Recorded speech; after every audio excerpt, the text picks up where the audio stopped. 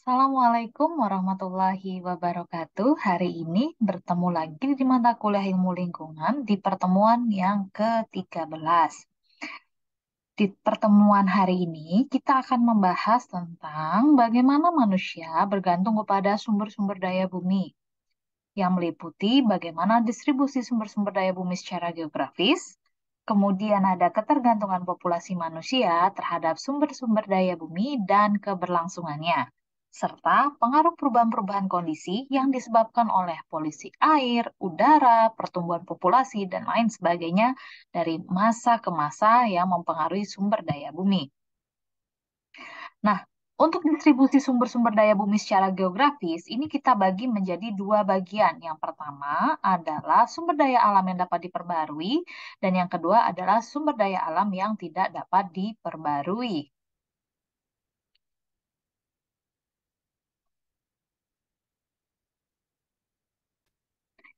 Nah, untuk sumber daya alam yang dapat diperbaharui, ini meliputi sumber daya air, sumber daya hayati, dan sumber-sumber energi terbarui.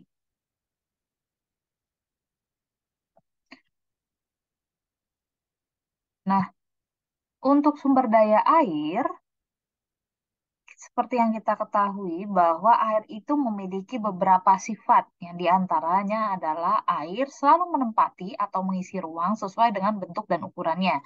Jadi kalau wadahnya itu adalah gelas, maka air itu akan mengisi gelas. Kalau wadahnya adalah ember, air itu akan mengisi ember ya.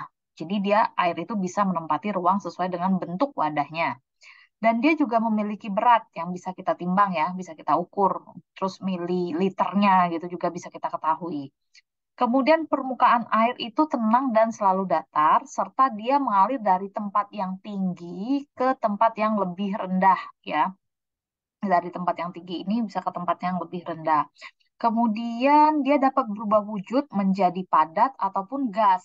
Nah, contohnya apa sih kalau dia berubah wujud menjadi padat? Nah, contohnya adalah es batu ya. Dia bisa berubah menjadi padat ya pada saat kita air cair tadi kita ubah menjadi es. Kemudian kalau berbentuk gas itu contohnya seperti apa? Nah, contohnya adalah uap air ya. Jadi air itu berubah menjadi gas ya dengan penguapan. Kemudian dia juga dapat melarutkan beberapa zat kimia, ya, beberapa zat kimia. Kemudian dia juga beberapa selain zat kimia, dia juga bisa melarutkan elemen tertentu. Misalnya pada saat kita membuat teh atau kopi, di situ ada gula ya. Nah, dia bisa melarutkan gula. Gula tadi kan bentuknya butiran gitu, terus kita campur dengan air gitu, ya, kita aduk-aduk itu nanti dia akan berubah menjadi cair gitu ya. Dia bisa melarutkan ini ya. Kemudian dia bisa menekan ke segala arah, ya, menekan ke segala arah. Nah, ini contohnya adalah pada saat kita berenang, kalau berenang di permukaan tekanannya nggak begitu berasa. Tapi pada saat kita berenang di kolam renang, tapi kita di kedalaman tertentu, ya, agak dalam, maka tekanannya akan semakin besar, ya, terutama di dasar kolam, ya, itu tekanannya paling besar, gitu ya. Kemudian air ini bisa meresap apapun merembes melalui celah yang kecil. Jadi dia sangat lincah ya, bisa masuk ke celah-celah sempit gitu ya si air ini. Dan dia selalu bening atau tidak berwarna ya, yang idealnya seperti ini, natural water. Kemudian dia tidak mempunyai rasa ya, tidak manis, tidak asin ya gitu ya. Jadi sumber daya air atau air baku yang biasa kita gunakan dan dia tidak berbau. Nah, sumber daya air ini merupakan salah satu sumber daya alam yang dapat diperbarui. Kenapa? Karena dia mempunyai daya regenerasi yang kita pahami sebagai siklus hidrologi.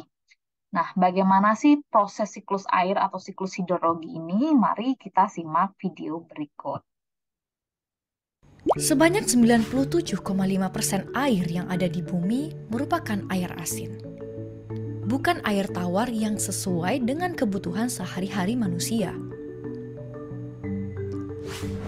Dari 2,5% air tawar yang ada, sebagian besarnya tidak dapat digunakan karena berada di tempat yang jauh tidak terjangkau. Seperti terperangkap dalam bentuk salju, es di kutub, atau di bawah tanah yang sangat dalam. Hanya kurang dari 1% air tawar saja yang dapat digunakan oleh manusia. Menurut Kementerian PUPR, penggunaan air rata-rata setiap orang di perkotaan Indonesia adalah 144 liter per harinya, setara dengan 16 buah galon air. Hampir separuhnya digunakan untuk mandi. Sisanya digunakan untuk mencuci, memasak, dan minum. Kok bisa air tawar di bumi yang jumlahnya sedikit tidak habis digunakan terus-menerus oleh manusia?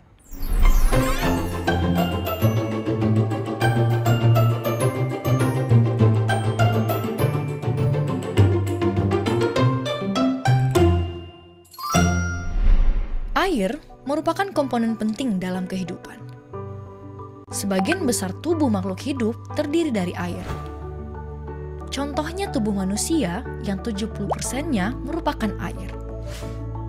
Oleh karena itu, kita sering sekali meminum air. Selain itu, air juga digunakan untuk membersihkan tubuh, mencuci pakaian, dan memasak. Air tidak selalu berbentuk cairan. Ketika didinginkan, air akan berubah bentuk menjadi es yang padat. Apabila air dipanaskan, maka akan menjadi uap air yang tidak terlihat oleh mata. Begitu pula di alam. Air dapat berbentuk cairan seperti yang terdapat di bawah tanah dan mengalir di sungai. Atau berbentuk padat seperti yang terdapat pada salju dan es di kutub. Ataupun berbentuk uap air saat terkena sinar matahari yang panas. Seluruh proses perubahan bentuk air yang terjadi secara alami di lingkungan termasuk ke dalam siklus air. Air di lautan akan menguap ke udara akibat panasnya matahari, kita sebut sebagai evaporasi. Uap air tersebut kemudian akan membentuk awan di udara. Saat awan tersebut dipenuhi oleh molekul air akan turun kembali ke daratan dalam bentuk air hujan, yang disebut dengan proses presipitasi. Air hujan yang membasahi daerah dataran tinggi akan diserap oleh tanah dan mengalir ke dataran yang lebih rendah, melalui aliran sungai hingga kembali ke lautan. Air yang berada di dalam tanah dapat diserap oleh tumbuhan dan menguap melalui daun, yang disebut dengan proses transpirasi. Ketika kita menggunakan air untuk kegiatan sehari-hari, air tidak habis ataupun hilang. Air akan memasuki proses-proses siklus air, berubah bentuk, dan mungkin suatu saat akan kembali ke rumah kita sendiri. Jika kalian ingin tahu lebih banyak mengenai air dan siklusnya, kalian bisa tonton di aplikasi Zenius di kelas 6 SD sekarang. Nah ya, meskipun ini video untuk anak-anak SD, tapi lumayan ya bisa memberikan pencerahan juga buat kita. Nah, secara singkatnya, Sebanyak 97,5% dari video ini itu siklus hidrologi ya, itu adalah proses yang selalu berulang ya, dari air di laut itu menguap ya, kemudian ada partikel-partikel itu terus terjadi hujan dan akhirnya mengalir ke daratan, dari daratan kembali lagi ke laut. Jadi siklusnya nanti berulang terus seperti itu ya. Jadi dia renewable resources termasuknya. Oke. Selanjutnya, nah, dari video tadi itu dijelaskan bahwa air yang ada di bumi itu didominasi oleh air asin ya, salt water, di mana 97,5%-nya ya, ini kandungan salt water-nya ini dengan 99 atau didominasi berada di ocean, artinya air air asin tadi itu berada di laut, dominannya 99%. Dan sisanya itu berada di air air di danau ya, maupun groundwater ya, di air tanah.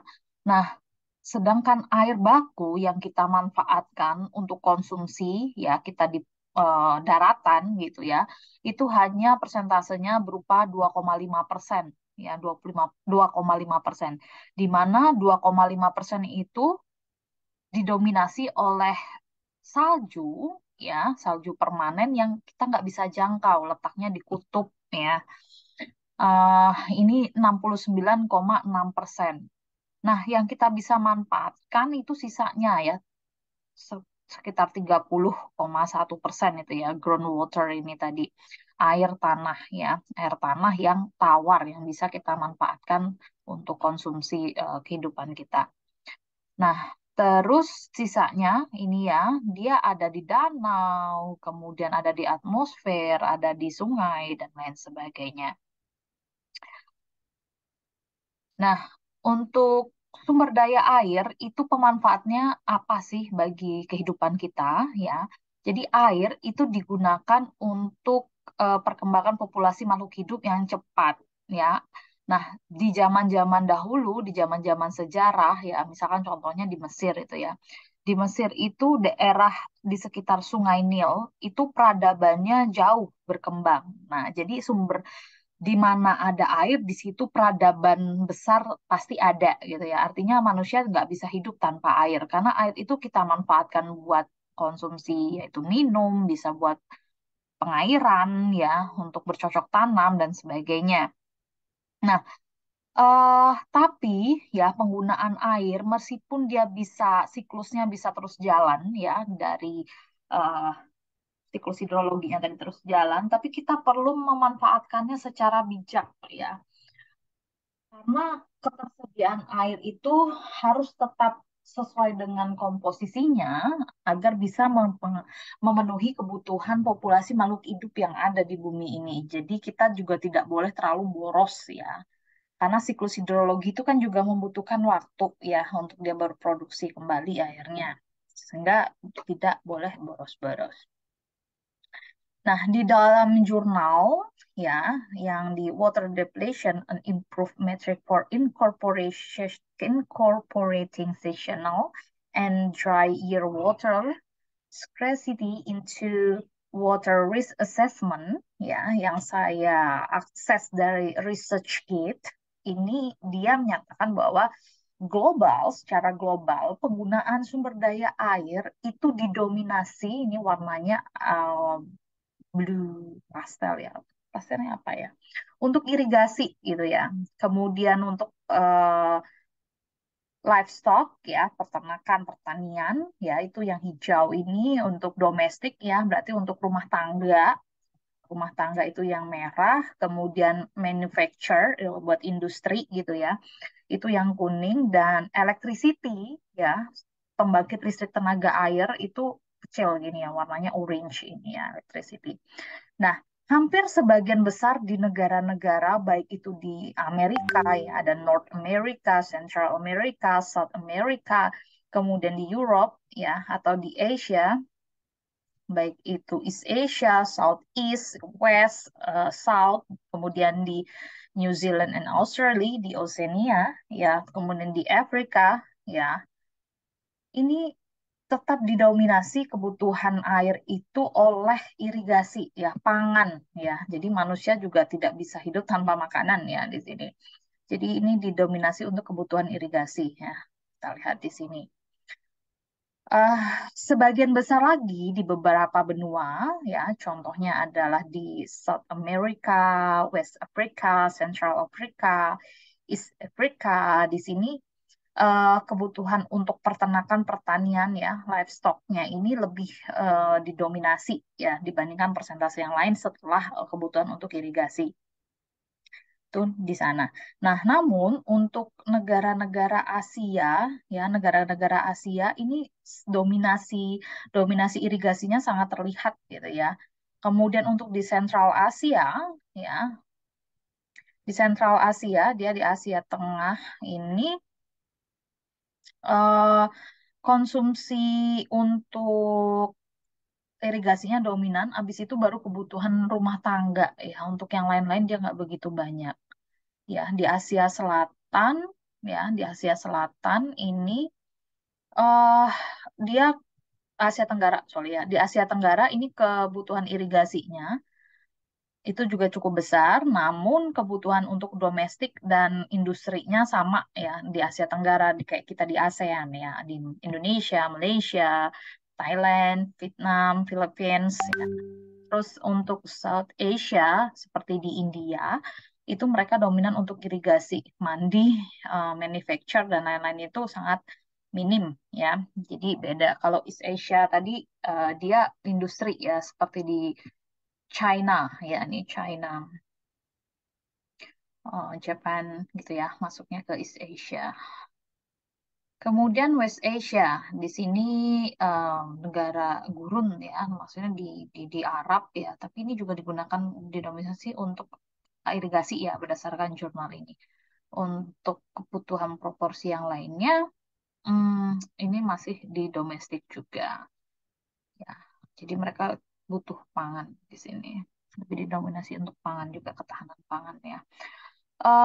Sedangkan di New Zealand juga sama ya, ini juga pertanian peternakannya juga berkembang ya di Australia gitu, sehingga mereka juga butuh untuk pengairan irigasi ya dan livestock yang lebih dominan.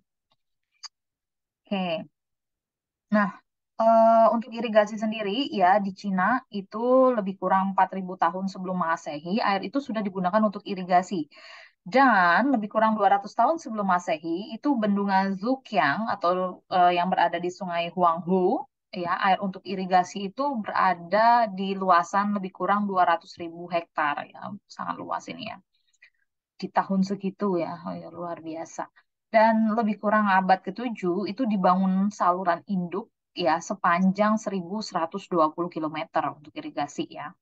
Nah, di Mesir sendiri ya di Sungai Nil ya itu pada tahun 3.200 sebelum Masehi dibangunlah irigasi ya ada bangunan peluap dan berlimpah juga dan lebih kurang 500 tahun sebelum Masehi ini bendungan dengan panjang lebih kurang 100 meter dengan ketinggian 12 meter untuk irigasi lebih kurang 100 hektar ya. Cukup besar juga ini di Mesir peradabannya. Nah, di Indonesia sendiri, air untuk irigasi di Pulau Jawa pada tahun lebih kurang 1852, Bendungan Gelapen di Kalituntang, Jawa Tengah, itu untuk perkebunan dengan kapasitas mampu mengcover perkebunan kapas ya, dengan kapasitas lebih kurang 14.000 hektar. Wah, ini luar biasa ya di tahun sekian ini berarti pada masa penjajahan Belanda ini. Kemudian pada tahun 1908 ya kira-kiranya ini Bendung Lengkong di Kalibrantas daerah Jawa Timur ini digunakan untuk tanaman tebu dan irigasi pertanian yang berada di luasan sekitar 40.000 hektar. Irigasi Banjar Cahyana di Banyumas, Waduk Pejalin di Malahayu, Brebes dan irigasi Pemali Comal di Pekalongan. Ya, jadi untuk mengairi irigasi di sana. Nah, pada tahun 1957, Bendungan Serbaguna, jadi setelah merdeka ini ya, di Jatiluhur, ya ini bendungan pertama kita, Jatiluhur, di Kali Citarum, untuk irigasi seluas 230.000 hektar. Dan ada pembangkit listrik tenaga air juga di sana sebesar 125 megawatt. Pada tahun 1970, banyak bendung yang dibangun, seperti contohnya bendungan yang dibangun di Sengguru, Karangkates, Sulingi, Lodoyo, Wonorejo, Widas, Gunung Sari yang berada di Kalibrantas, Sangguling, Cirata, Curug yang berada di Kali Citarum, Sempor di Gembong, Jawa Tengah, Riam Kanan di daerah Kalimantan, Garugu, Bakaru di Sulawesi Selatan, juga ada Batang Agam, Maninjau, Tes Besai, Tangga, Renun, Koto Panjang, Sumatera, dan lain sebagainya. Jadi setelah tahun 70 itu sudah dibangun beberapa bendung-bendungan yang berada di Pulau Sumatera, Jawa, Kalimantan, Sulawesi. Ya. Nah, dari penjelasan di video sebelumnya dan penjelasan di slide sebelumnya tadi tentang konsumsi penggunaan secara global di dunia ya. Kalau sekarang kita berbicara tentang penggunaan air, sumber daya air di Indonesia untuk kebutuhan domestik ya. Kalau di Indonesia itu memang masih didominasi um, untuk irigasi ya domestik itu masih di proporsi penggunaannya di kelas yang kedua. Nah, tadi dibilang hampir sebagian besar itu digunakan untuk mandi. Ya, sisanya itu untuk masak, kemudian yang sisanya lagi untuk air minum ya. Di sini kita lihat bahwa mandi sendiri konsumsi kita adalah 30% ya. Kemudian ada mencuci piring, memasak di sini 16%, mencuci pakaian 20%. Selanjutnya untuk kegiatan toilet ya kita pakai 10% ya. Dan untuk bersih-bersih rumah ada 4% dan siram-siram tanaman 3%.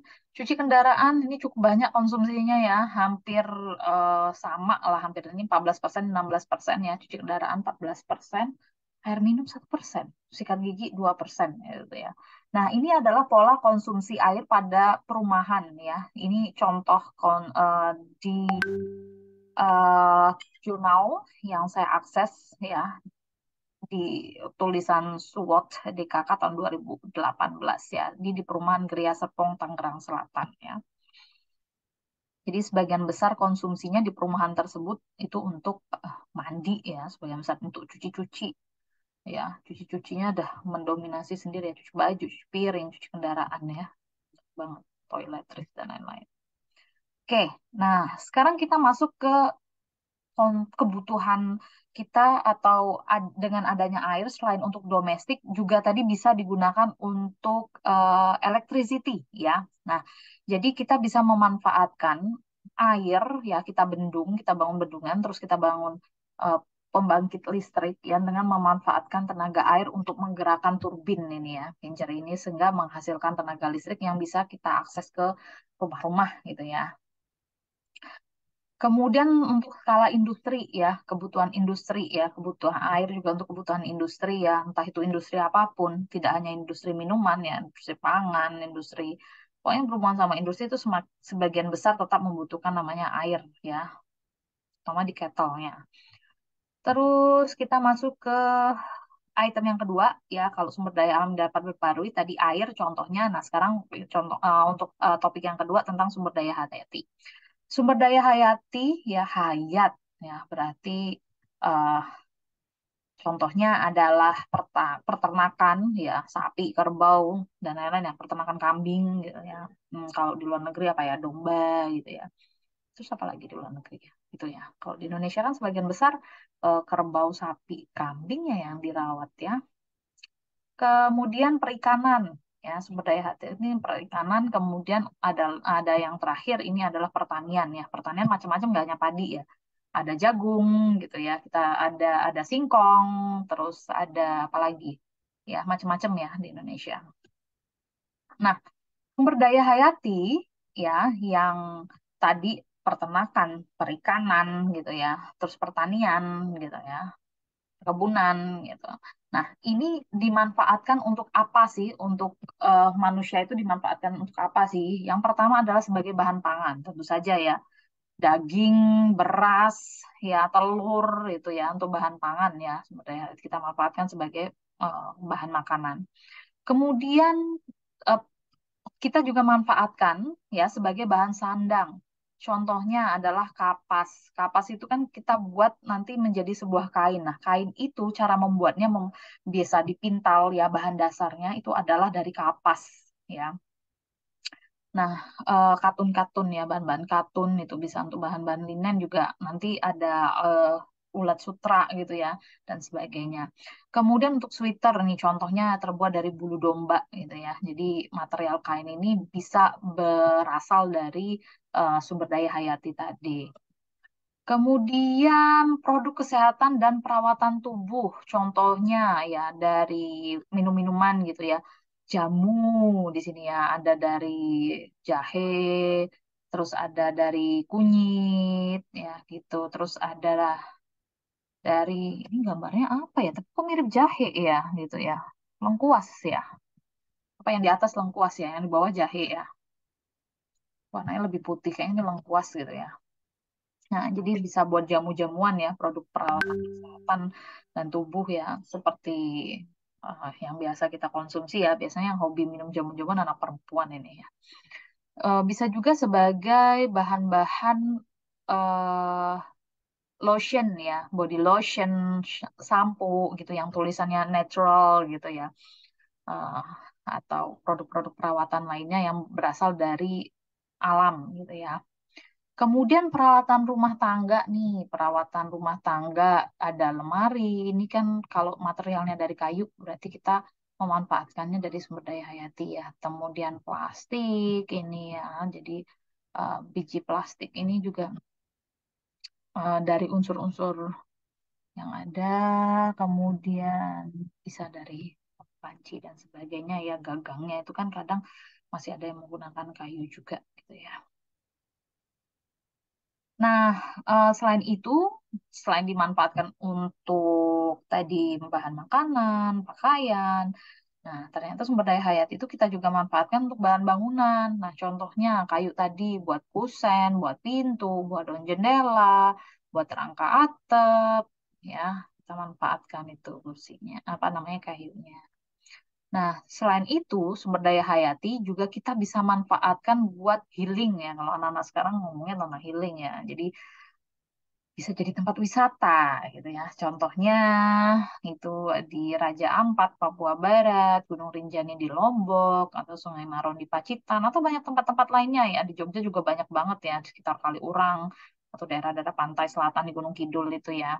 Cakep-cakep ya, bisa sebagai tempat wisata. Nah, selain itu, ya, manfaatnya sumber daya hati-hati ini juga bisa dimanfaatkan sebagai pembangkit listrik. Ya, nanti kita juga belajar apa namanya, ada pembangkit listrik ya. Nanti ada energi yang eh, dapat diperbarui ya. Nanti di slide berikutnya kita bicarakan. Kemudian ini ya, dia juga bisa dimanfaatkan sebagai bahan bakar. Oh, dari mana ya? Jadi kita suka eh, bilang ya, apa namanya, ngisi bensin ya pakai solar, tapi ada yang dari eh, biji-bijian sawit gitu ya. Bu, namanya bukan solar ya. eh oh, namanya biodiesel ya. Biodiesel dari kelapa sawit itu ya. Oke, bisa juga dimanfaatkan sebagai bahan bakar ya. Tidak hanya dari fosil ya, tapi juga bisa dari tumbuhan gitu ya.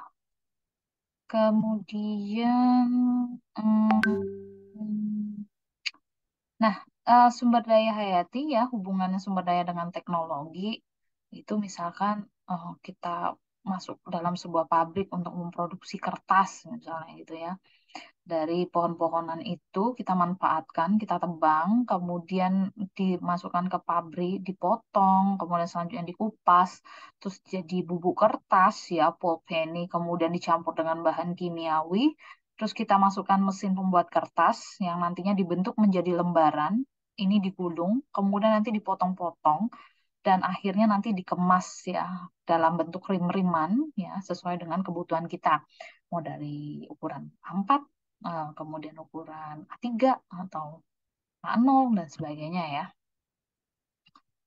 Nah, tadi yang di hayati tadi kan ada sumber daya ya, sumber daya terbarukan juga sebagai energi pengganti dari fosil gitu ya. Nah, ini kita masuk ke item yang ketiga untuk sumber daya alam yang dapat diperbaharui. Ini contoh energi terbarukan yang merupakan sebuah energi alternatif yang umumnya digunakan untuk mengganti bahan bakar konvensional yang berasal dari minyak bumi, yang dari fosil gitu. Contohnya di sini ada energi matahari, menggunakan energi air, energi ombak, energi angin, dan energi panas bumi. Nah, untuk energi listrik dengan tenaga matahari, ya energi listrik ini dihasilkan dari panel-panel solar. Jadi seperti di contohnya PLTS Desa Wineru di daerah Sulawesi Utara, ini panel-panel solarnya banyak sekali ya. Ini biasanya cocok untuk daerah dengan cahaya matahari yang berlimpah ya di sini ya. Jadi daerah yang dilalui garis khatulistiwa, ya daerah khatulistiwa itu daerah yang cocok untuk eh, tenaga listriknya menggunakan energi matahari karena sangat panas ya. Nah, ini panas matahari diserap oleh panel-panel. Dalam panel-panel ini ada baterai. Baterai ini nanti yang akan tersalurkan energinya ke perumahan-perumahan menjadi listrik gitu ya. Nah, sedangkan energi yang lainnya adalah energi air, PLTA, ya pembangkit listrik tenaga air. Contohnya ada di Waduk Cirata, Jawa Barat. ya. Jadi nanti airnya ini menggerakkan eh, turbin gitu ya, sehingga turbin yang ada di generator sehingga nanti akan menghasilkan listrik yang bisa dialirkan juga ke perumahan-perumahan ya. Kemudian energi yang lainnya adalah pasang surut. Ya, energi pasang surut air laut atau energi ombak, ya contohnya di Selat Larantuka, daerah Nusa Tenggara Timur. Ya, dia memanfaatkan gelombang ini untuk menggerakkan turbinnya juga dan menghasilkan listrik ini ya nanti ke daratan. Selanjutnya adalah energi angin ya atau tenaga bayu gitu ya, PLTB nih, pembangkit listrik tenaga bayu ya. Contohnya ada di Kabupaten Sidrap, daerah Sulawesi Tengah. Di sini ada kincir. Nah, kincirnya ini ya itu akan menggerakkan generator ya. Generator itu yang nanti dari generator menghasilkan aliran listrik ya ke daerahnya. Nah, ini cocok untuk tadi daerah ya apa pembangkit listrik tenaga angin itu cocok untuk daerah yang kecepatan anginnya tinggi ya. Kemudian energi panas bumi atau geotermal ini contohnya di PLTP Sarula ya, eh, Sumatera Utara ya. Sebenarnya di Jawa itu ada di daerah Jawa Tengah itu sekitar aduh di gunung apa? Saya nggak lupa ya. Nah itu di Jawa Tengah itu ada juga ya PLTP. Nah ini energi listrik panas bumi ya, dia memanfaatkan uap panas ya. Uap panas ini yang disalurkan melalui pipa-pipa. Dari pipa-pipa ini akan ada mesin-mesin di sini yang akan bisa menghasilkan listrik yang menggerakkan mesin-mesin. Nah ini rumah-rumah nanti untuk eh, distribusi pipanya ini untuk menghasilkan listrik. Nah, selanjutnya ini dari sumber daya yang terbarukan dari energi biomasa. Energi biomasa ini nanti dibagi menjadi tiga, yaitu biogas, bioetanol, dan biodiesel. Nah, biogas ini memanfaatkan kotoran hewan yang bisa kita gunakan untuk kompor gitu ya, untuk memasak ya dari kotoran hewan. Kemudian ada bioetanol dan biodiesel. Ini kita manfaatkan untuk bahan bakar kendaraan. Nah, selanjutnya, topik yang selanjutnya adalah sumber daya alam yang tidak dapat diperbaharui. Nah, sumber daya alam yang tidak dapat diperbaharui ini contohnya apa? Contohnya adalah tanah, kemudian bahan tambang, ya batu bara gitu, terus fosil, minyak dan gas. Nah, ini pemanfaatannya umumnya kita gunakan sebagai bahan bakar ya, terutama untuk bahan bakar fosil ya di SPBU seperti contohnya bensin, pertalite, itu, dan lain sebagainya. eh Kemudian ketergantungan populasi manusia terhadap sumber daya bumi dan keberlangsungannya ini berdasarkan website environmentsindonesia.com atau IEC, Indonesian Environment and Energy Center, ada 10 masalah besar lingkungan di Indonesia. Yang pertama, 40% itu tentang sampah, 20%-nya tentang banjir, kemudian diikuti dengan sungai yang tercemar, ya ini karena eh, sampah juga dan industri. Kemudian adanya pemanasan global, ya, jadi konsumsi karena kita eh, banyak kemudahan ya penggunaan AC, kemudian penggunaan alat rumah tangga yang lainnya itu bisa mengakibatkan pemanasan global dan tidak diiringi dengan reboisasi gitu ya di perumahan-perumahan kita. Kemudian selanjutnya ada pencemaran udara, ini dari kendaraan ya, dari industri, cerobong industri 6%. Kemudian ekosistem laut yang rusak ini juga sebenarnya kasus utamanya disebabkan sama sampah ya. Dan apa namanya? Penangkapan liar gitu ya, masih kecil-kecil udah kita tangkap. Jadi berkurang ya apa namanya jumlah penghuni lautnya. Kemudian sulitnya air bersih, ya, sulitnya air bersih, ya. Dan 2% itu kerusakan hutan, ya, karena kayunya kita manfaatkan buat kertas, terus buat bahan bangunan, gitu ya, tanpa kita menanamnya kembali. Terus nomor 9 ini adalah abrasi air laut. Ya, jadi air lautnya lebih tinggi daripada permukaan daratan. Kemudian pencemaran tanah itu di nomor 10. Nah, manusia itu sangat bergantung terhadap sumber daya bumi yang ada. Ya, tidak hanya air, tapi juga hayati. Ada peternakan, perikanan. Kita manfaatkan bahan-bahan yang ada itu, tapi kita juga seharusnya melakukan perawatan ya untuk keberlangsungan hidup generasi kita berikutnya.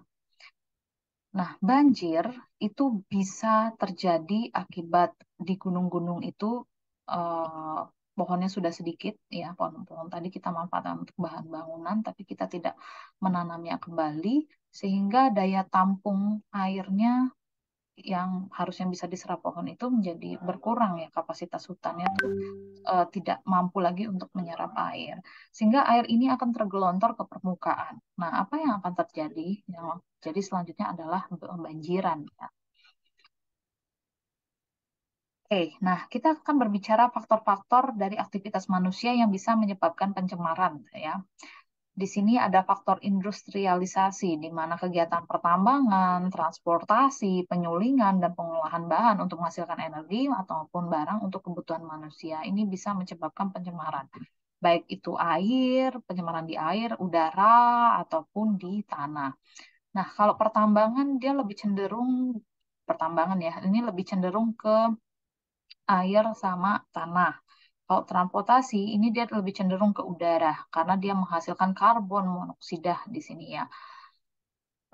Kemudian kegiatan penyulingan dan pengolahan bahan, misalnya produksi kertas gitu ya, kita kan mengakibatkan pencemaran ya, bisa kita buang limbahnya sembarangan ya, pengolahan bahan itu misalkan kertas ya, ada bahan kimia yang kita gunakan terus kita buang gitu aja dan apa namanya sampah B3-nya atau mungkin tidak terkontrol dan sebagainya gitu ya. Terus faktor urbanisasi, yaitu perpindahan dari desa ke kota, ya, pembukaan hutan untuk perkampungan, industri, dan transportasi ini menghasilkan penimbunan atau menumpuknya sisa-sisa buangan atau sampah dari hasil samping proses di atas, ya. Jadi bisa kita lihat ya, terutama di sekitar kita, di sekitar kampus itu awalnya banyak banget hutan-hutan, ya, bambu terus sawah-sawah sekarang sudah hampir sebagian sudah berisi perumahan. Nah, untuk membangun rumah ini kan ada eh, membutuhkan material-material konstruksi ya. Nah, jadi daerah daratan untuk penghijauannya berkurang ini ya. Penggunaan elemen-elemen material bahan bangunan tadi juga menimbulkan sisa-sisa sampah gitu ya. Terus faktor kepadatan penduduk ini meningkatnya kebutuhan tempat tinggal pasti ya. Seiring dengan meningkatnya jumlah penduduk ya, maka kebutuhan tempat tinggal pun pasti meningkat ya. Pangannya juga ya, makanan yang harus diberi makan ya. Jadi populasi manusia di bumi kan selalu meningkat dari tahun ke tahun ini ya.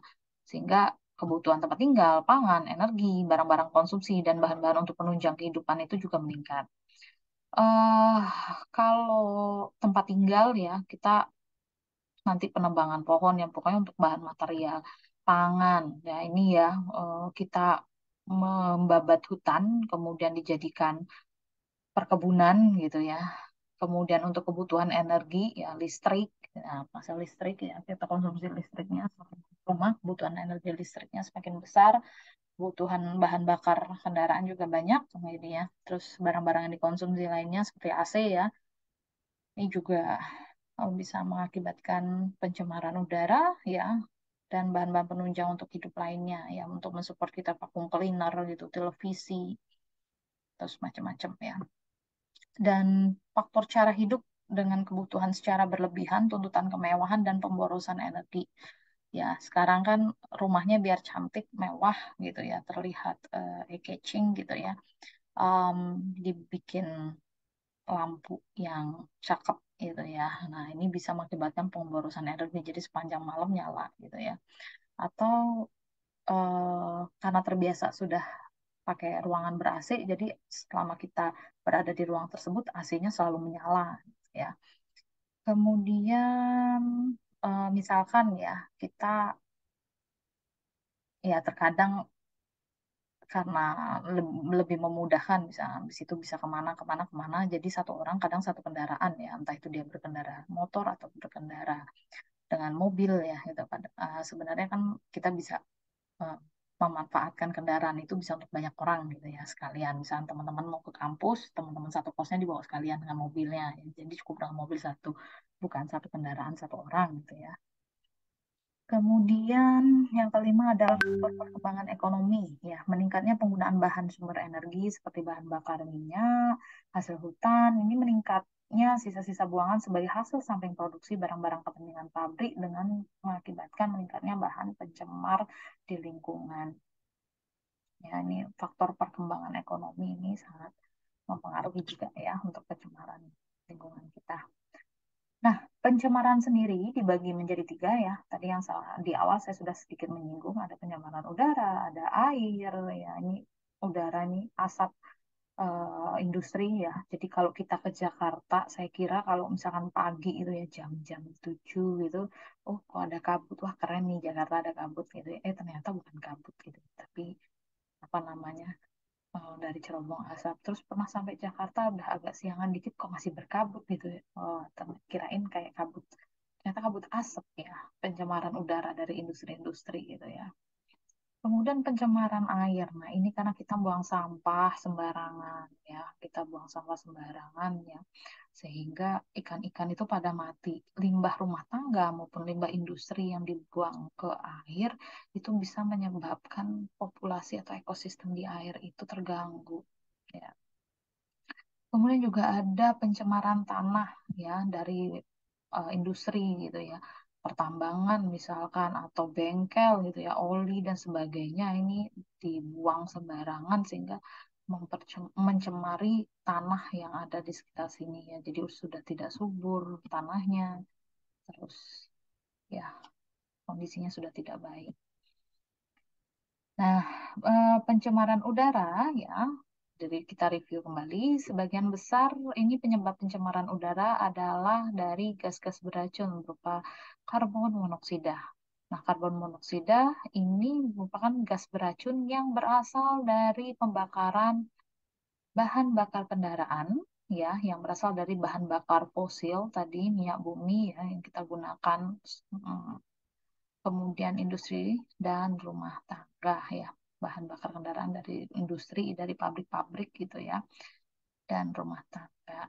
Eh, dari pembakaran juga dihasilkan partikel-partikel dari zat padat karbon dan timah hitam, debu bertebangan yang ditiup angin, abu atau debu dan gas-gas vulkanik dari letusan gunung berapi. Nah, bagaimana sih cara agar pencemaran udara itu bisa diminimalisir? Yang pertama itu kita bisa menggunakan bahan bakar beremisi rendah. Contohnya kendaraan listrik ya, bisa mobil, bisa sepeda, bisa motor. Nah, lebih apa namanya, mengerem pencemaran udara ya, sekaligus berolahraga bisa menggunakan sepeda ya. Sehat, dapat sehatnya, dapat juga manfaat lainnya untuk bisa meminimalisir pencemaran udara. Terus menyaring limbah asap industri ya. Jadi ada filter di cerobong asapnya. Jadi tidak langsung keluar ngebul gitu ya. Kemudian kita pasang penghijauan di paru-paru kota, kita tanami ya di daerah kota itu, atau di rumah-rumah kita ada tanaman-tanaman ya untuk paru-paru kota biar udara kita jadi lebih bersih. Kemudian reboisasi ya di hutan itu juga kita tanam kembali, nggak hanya di hutan ya, untuk wilayah-wilayah perkotaan perumahan juga bisa kita lakukan seperti itu. Pencemaran air. Nah, pencemaran air ini adalah peristiwa masuknya zat, unsur atau komponen tertentu ke dalam air sehingga kualitas air itu akan terganggu sampai tingkat tertentu yang menyebabkan air itu tidak berfungsi lagi peruntukannya. Ya, air tawar tadi kan fungsinya bisa macam-macam kita manfaatkan ya. Nah, jadi kalau udah tercemar ya artinya kalau tanda-tanda dia tercemar itu seperti apa gitu ya. Dia menjadi berbau, dia jadi memiliki rasa, jadi berwarna yang harusnya bening jadi berwarna, terus terasa lengket airnya, terus pH-nya sudah tidak netral dan dia mengandung bakteri ya. Ini berbahaya jika airnya seperti itu. Kemudian ada pencemaran tanah. Nah, pencemaran tanah itu bisa disebabkan oleh limbah organik dan anorganik, artinya adalah sampah ya, baik itu cair ataupun padat, baik itu dari industri maupun rumah tangga maupun pertanian. Terus adanya kebakaran hutan dan bencana alam ya. Nah, solusi untuk pencemaran tanah itu kita menghindari aktivitas pertanian yang berlebihan. Jadi penggunaan pestisidanya kita rem ya. Lebih ke natural ya, untuk perawatannya, pertaniannya. Kemudian mengurangi sampah terhadap konsumsi manusia ya. Jadi kalau bisa pergi kemana-mana tuh bawa kantong belanjaan ya. Hal ini sudah kita lihat di beberapa supermarket gitu ya, menerapkan kantong belanja, harus bawa kantong belanja. Begitu juga kalau belanja ke pasar ya, belanja ke pasar juga bawa kantong belanja gitu ya. Kemudian pencucian tanah, gini ya. Kemudian bioremediasi dan mengurangi barang kemasan plastik ya, dan berhenti membuang sampah di tanah ya. Jadi kita harus pintar-pintar mengolah sampah yang organik ya. Kita pisahkan dengan yang anorganik dan kita tidak membuang sampah sembarangan ya. Ada tugas sampahnya sehingga nanti bisa diolah di TPS-TPS-nya. Kemudian kita juga melakukan perkebunan organik. Nah, perkebunan organik ya, jadi menggunakan pupuk-pupuk organik, ya pupuk organik yang berasal dari kotoran hewan, bukan dari pupuk hasil kimiawi, gitu. Misalnya contohnya seperti itu. Oke, saya rasa itu pertemuan kita hari ini. Saya cukupkan sampai di sini. Sampai ketemu di sesi pertemuan berikutnya. Saya akhiri dengan hamdalah. Assalamualaikum warahmatullahi wabarakatuh.